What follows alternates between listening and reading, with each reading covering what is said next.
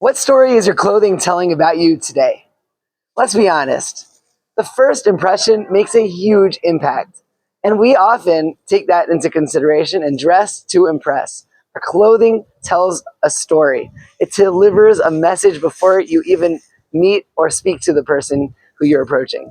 On the ski mountain in Vail, we used to call people who were clearly inexperienced skiers gapers. These would be people who would wear goggles that were too small, exposing their foreheads as just one example of a gaper. There were other things that skiers would look for, and they knew, watch out, this person does not know what they're doing and should not be on this run.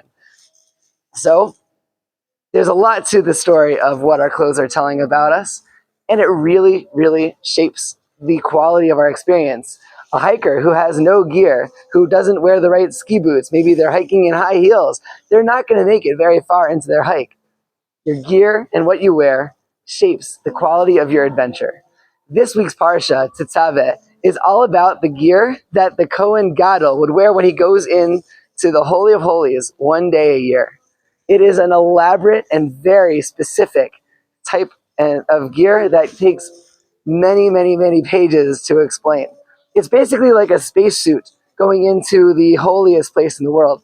Everything must be attached properly in the right place, or else he will die in his mission.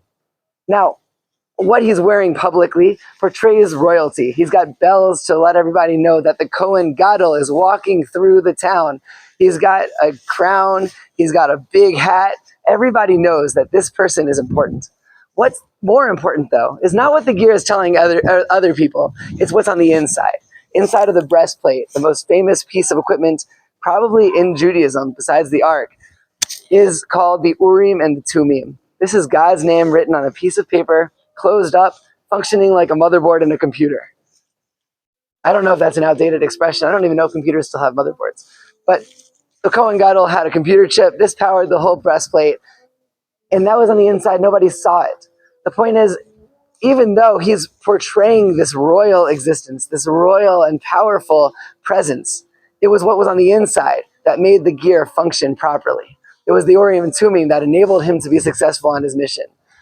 That's because the gear we choose is not just about the public appearance that people see and perceive. It's also about what's on the inside that shapes the quality of how that gear is going to perform under the circumstances of whatever adventure we're going on.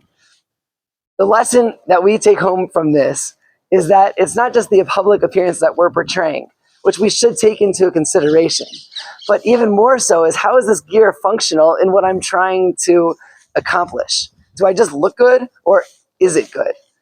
Is it good but I don't look good? It all goes together to shape who you are and how you are success, and it determines your success on the adventure.